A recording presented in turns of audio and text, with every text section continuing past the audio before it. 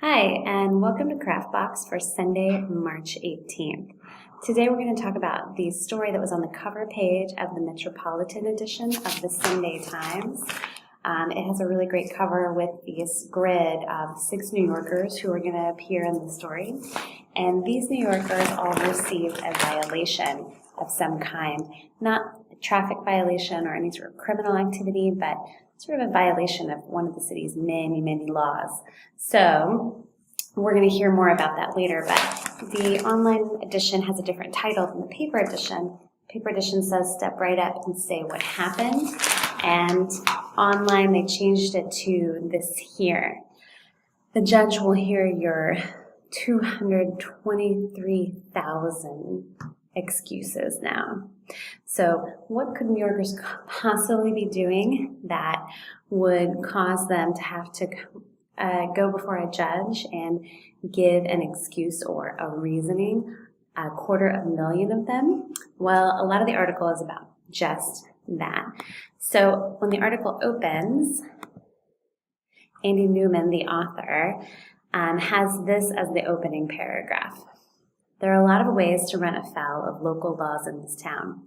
You can enter a park after the posted closing hour, or fail to clean 18 inches into the street in front of your house, or install a toilet without a permit, or let your poodle's rabies vaccine expire.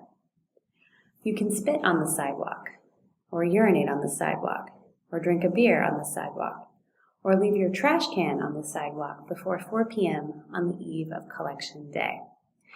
So I really like the repetition of on the sidewalk here, coupled with the rule of numbers, which is when you start to get beyond 3 into 4 or more territory, we start to kind of feel like, oh my gosh, this is an overwhelming amount. So we get, you can spit on the sidewalk, you can't urinate on the sidewalk, drink a beer on the sidewalk, or leave your trash can on the sidewalk. So we're in that territory where the number starts to get so many, the repetition gets so high, and the number of things you cannot do on the sidewalk is so high that we start to feel like, oh my gosh, this is a lot of laws.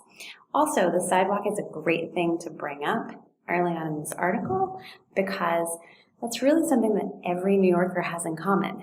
You may or may not ride the subway. You may or may not cross the city's bridges, but all of us cross the city's sidewalks. So to think about all the ways in which we could do it improperly is really overwhelming, and also to think about how we need a lot of laws for that space because it is a space where all of us share it. So this is a really great use of repetition. He goes forward with repetition a little later where he is discussing the different ways that people make their excuses to the judge or give their reasoning to the judge as to why they should not be cited for their offense. But this time the repetition only happens twice. And because the repetition happens twice, we get this sense that there's a real balance that's occurring between one type of people who go before the judge and another type of people. So here it is. Sometimes injustice is exposed and defeated. Sometimes it is as if a pack of homework-eating dogs is roaming the streets. There's so many ways in which this is such a really great balanced repetition of sometimes. In the opening one, you get the sense that these people are outraged at the injustice that's been done to them. You have these big, abstract, weighty words like injustice, exposed, defeated. On the other side, you have the sense that these people are just making up things that aren't true to try to get out of it, which is what we associate with the excuse of the dog ate my homework. And I love the idea that their excuses are a pack of homework-eating dogs that have roamed the streets, that there is an epidemic of these excuses coming in and these things happening to people in which they are not at fault in any way.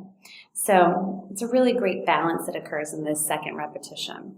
So I really enjoyed the article. It's very interesting to think about what they were cited for. So I should suggest you check it out. And thanks for watching this week's edition of CraftBox.